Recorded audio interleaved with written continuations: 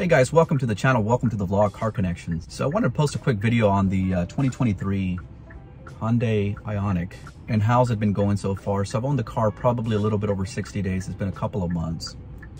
So just right off the top, before I start going a little deep on some of the things that I've noticed with the car, overall, guys, it's a very, very good car. You know, it's not tech heavy like Tesla for sure. It's missing those ingredients. But when you look at the fit and finish of the car, you know, it is not minimalistic. Have you ever been in a Tesla? Everything's very simple and clean. This car has a little bit of character. You know, you have your dashboard, you have both of your displays. Like a transition car, it's known in the industry. It's like, you don't go fully rogue, right? Like Tesla did, right? They're telling you, hey, this is an electric car. And you know, this car does scream that out for sure. But you could tell it's a transitional car. It's not allowing the consumer to go in through a moment of shock.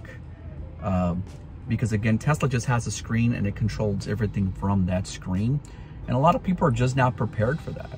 They're just not. They're not used to that. This car, it transitions from an ICE vehicle, internal combustion engine vehicle, to an electric vehicle, but it does it through a transition where it still gives you a lot of the things that you've come to recognize in your ICE vehicles, right? Like a turn signal that you actually turn, and you know, an actual screen and some buttons that you can actually press on the car. You know, the Tesla's not going to do that. So you can actually, you know, increase your climate here. So if you want to make it a little warmer, you can click there, right? Or you can click down. So just having some of the buttons here, you know, Tesla is just not going to do that. Everything's integrated into one screen. And then another thing is you have, again, the dual monitor, right? You have that monitor and you have that monitor, which for a lot of folks, you know, they need that. You know, a lot of the Teslas, especially if you get the Model Y or the Model 3, you're just going to get a big screen here. You're not going to have the speedo and your range. And, you know, again, very transitional. So one thing I've learned with this car and owning it for, again, a little bit over 60 days is it is a transition car. And I think it's the right move from an automaker. You do not want to shock your consumer, right? And a lot of consumers get shocked when they get into Tesla, easing into the brand, which is great. I think it's a very, very smart move. And I think that's something that Tesla can learn from Hyundai or any other, you know, vehicle that has a transition vehicle. I think the BMW i4 electric, also very transitional. It's not that full shock, full electric, very quirky type of thing, which is great. Overall, again, the car still new. And so everything that you would expect is still there. My seats are in really good shape. Nothing seems to be creaking. No weird noises. The car is extremely, extremely quiet. And I'm going to pull my window down real quick. You might hear some road noise. But one thing I'm going to tell you, and let's see if you guys can see it, the glass here is double pane across the board. And what that does, guys, it creates just a huge insulator. It keeps the noise from the outside coming into your cabin, which is fantastic. First, I thought it was going to be a little rough in regards to the call it the glass roof. It does not, again, it does not open and close, but it does have a cool feature here where if you close it, both sides combine and you can reduce some of the glare. I'm going to tell you guys, I literally always have it open like this. I have no tint and it does not bother me, guys. Somehow Hyundai has been able to figure out how to keep that somewhat insulated from creating too much heat. And I just love having it open. I think it opens up the car. It's weird, but it's the truth. When you have it closed, the car doesn't feel as big. And the minute you open it up and let that natural light in, it expands the car somehow. It doesn't even need to really do that because the car is actually very, very spacious. You know, I'm 6 feet tall. I can sit behind myself with like 3 to 4 inches of room easily. And, you know, you have like a little bench seat in the middle too, and 3 people can fit, 3 adults easily could fit back there. Again, the car hides. When you look at the car, it doesn't look as big, but the minute you start driving her and getting and you know, bringing people in, you're like, man, it is a very, very, very roomy car. I think the other thing I just want to talk about real quick, which is important to note, these seats, again, Hyundai has done a fantastic job, and they're extremely comfortable. You know, I haven't used the lay down feature. I do have the limited, and what that does, guys, the whole seat will actually recline. It's designed to allow you to rest, or if you're at a charger, it allows you to take a quick little 20-15 minute break. Because again, this car with the 350 level Electrify America charger will charge this car 0% to about 80% in 18 minutes. And I've tested it out, by the way, guys. It does charge extremely fast. Far, everything's great. You know, I've been sitting here probably for about a good maybe 15 minutes, and the car had 245 miles when I got here, sitting here. And guess what? The car still has 245 miles. So if you're planning on using this car for like camping, boy, what a great car, right? You can keep your temperature within the car, you know, comfortable.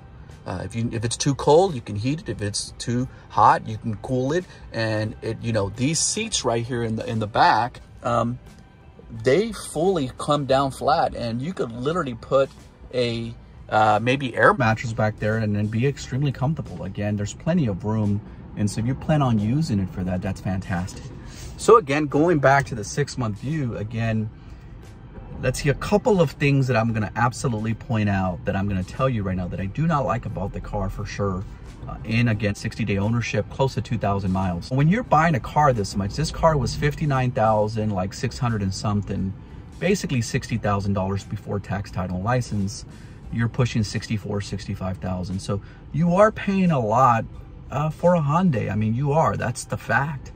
And so, you know, there is a lot of value that you're getting for the car. And so there's an expectation, right? So the minute you get into these levels of cost, there needs to be benefits. There needs to be a value add for you as a consumer, pretty much. And there's a couple of misses that I think Hyundai has missed. I think one of them, I think, and a lot of people have mentioned this one, it is very true. The sound system on this car, again, it is the limit. It is the top of the line, and it's supposed to be the best system. And it's a really good system. But my Mini electric has a much better system than this, and that is a $34,000 EV. And that shouldn't happen, right? Again, I think that's a huge miss on Hyundai. When you're paying this level, you should be getting a really good premium sound system. It doesn't tell me what type of sound system it has. I've checked the speakers. Most vehicles will tell you the brand, such as Bose or whatever it may be, right? I do not know what brand of speakers it has on it. I'm assuming it's probably Bose, because they're an industry leader when it comes to car manufacturing and being a supplier of that. I'm assuming, I'm not sure. It could be something that Hyundai created for sure. But I am going to tell you right now, it is not a really, you know, good system. It's pretty mediocre at best, believe it or not, which kind of sucks, because again, the expectation is when you're spending that type of capital, that should be almost table stakes. I think the other big piece, absolutely, is a big miss, is I have a little dongle here connected to the car. The reason I have this little dongle here, and I got it on Amazon, is to give me wireless Apple CarPlay, hence why you can see it there. And if not, what would happen, guys, you have to run a wire from down there all the way over here, or wherever you're going to put your phone, in order to get, say, Apple CarPlay or Android Auto, right? And so I think, again, if you are spending this type of capital, that absolutely should be table stakes, right? I think that's a huge miss for Hyundai, especially on a 2023 model $60,000 car. Again, my Mini electric that was a little bit over $33,000 comes with wireless Apple CarPlay, guys. And again, it just shouldn't be happening. Okay, so I think that's a huge miss on Hyundai's behalf. And the last thing I'll mention in regards to some of the issues, or you call it issues or pain points or things that they shouldn't have missed, I think the other one is, you know, sometimes when you're driving the car, it's tech heavy. You're getting a lot of tech, and the self-driving on this car is actually, it's not full self-driving, but man, it's pretty close. And you know, you're not spending a $10,000, $15,000 markup to get this type of driving, unlike Tesla. The software that they're using is really, really good, guys. And if you own one, you'll know exactly what I'm talking about, because it really is. You're getting a lot of tech from the car for that. I think the small miss on the car, it gets a little finicky sometimes, right? And so let's say you're just driving the car normally. You don't have it on cruise control or anything.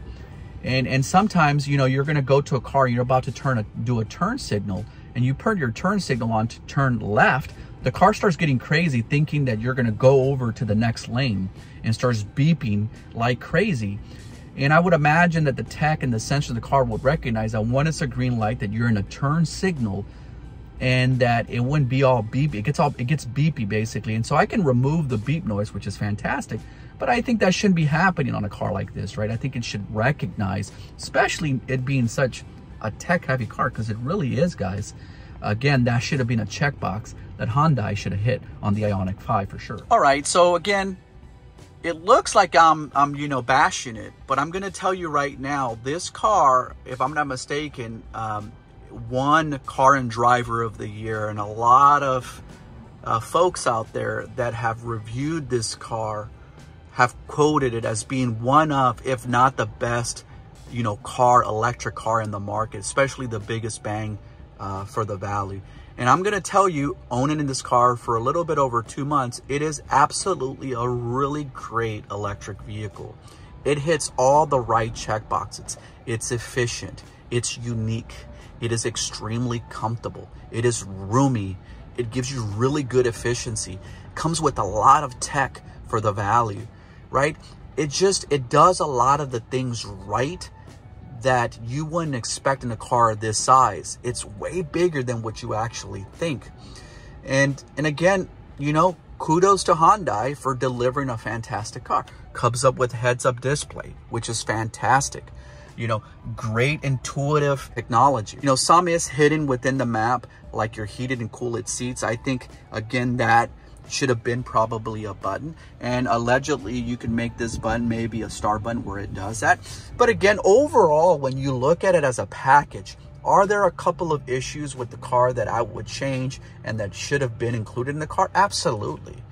But when you look at the overall package and what you're getting, by the way, on top of everything that I just said, you're getting an amazing warranty by Hyundai, right? They're known to give you like 100,000 mile, you know, bumper to bumper, like I think it's like 7-year or 5-year bumper to bumper warranty.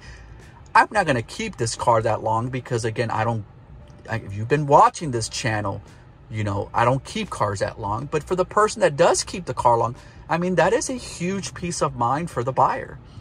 Think about that factory warranty, right, is fantastic, which leads me to believe that they're going to produce a high quality vehicle because they don't want the car going to the shop and them having to spend that extra capital to repair the car. So what did they do? They'll build a higher quality car so it has less issues, so it's not showing up at the shop. Hence, they're able to give you some of these extended warranties. Just to close out, I think the car is really good. It does all the right things. You know, this thing does move back and forth. I think I've used it twice. It is a gimmick for sure. You know, the glove department, just to call that out, is huge. And then just one last thing, I forgot to mention this. And I feel like I'm bashing it. But again, I think you guys understand the point that the car is fantastic. But there's a couple of misses, and I left one out real quick. And that is that it comes with USB connectors, and I think they have a miss there. I think they should have, for 2023, not only should have been wireless like I mentioned earlier, but they should have had USB-C cables for sure. It comes with some in the rear for the passengers back here, and again, they're USB when they should have been C.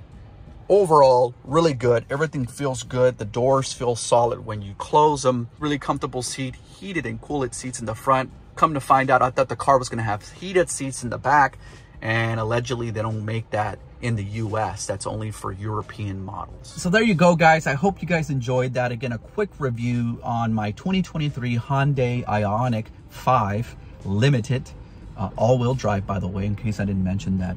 But overall, let's say if I was doing a scale from a 1 through a 10, what would I rate this car? So I'm just looking at the EV and even at the overall car market. This car truly is probably about an 8.7, maybe a 9. Maybe, but I'm thinking 8.7 out of 10, maybe a 9. I think if it had those other missing things that should have come into the car, I think it would be closer to a 9 for sure. Overall rating from a 10. I've owned a lot of cars, guys, and I'm telling you, this is a really, really good buy. I think you'll be very, very happy with your purchase. And Hyundai literally knocked it out of the park. They did a fantastic job. And not only from an interior space, again, like I mentioned, but even the styling, guys. It's so retro. It's an eye catcher. Like, what is it? People at the, I'm literally, they'll honk at me and I have to roll it and they're like, what is it? I'm like, I can't tell you, I'm sorry. And they're like, come on, man, tell me. I'm like, it's a Hyundai. And when I tell them that, it's like every time they'll be like, man, really? Like, they're just surprised this is a Hyundai product, because I think a lot of these people, including myself and some of you guys that are watching the vlog, when you thought a Hyundai, especially in the late 80s and early 90s, it was a shit product. I mean, let's just keep it 100. It was a shit product. But Hyundai, over the last, I want to say 3 to 5 years, have absolutely shifted and have put a very competitive product, very good warranty. And yeah, they've had some issues with other recalls and other vehicles and so on and so forth. But overall, the brand has absolutely significantly got better. And I don't know if they just shifted the leadership. I don't know if the leadership just hired better people that bring a huge value to their org. Who knows? At the end of the day, if you are looking and you are shopping for a 2022 or 2023 Hyundai Ioniq, regardless of trim level, the Limited gives you the all-wheel drive and all the other bells and whistles, you're not gonna make a bad choice. As always, guys, make sure you subscribe, and thank you for watching Car Connections.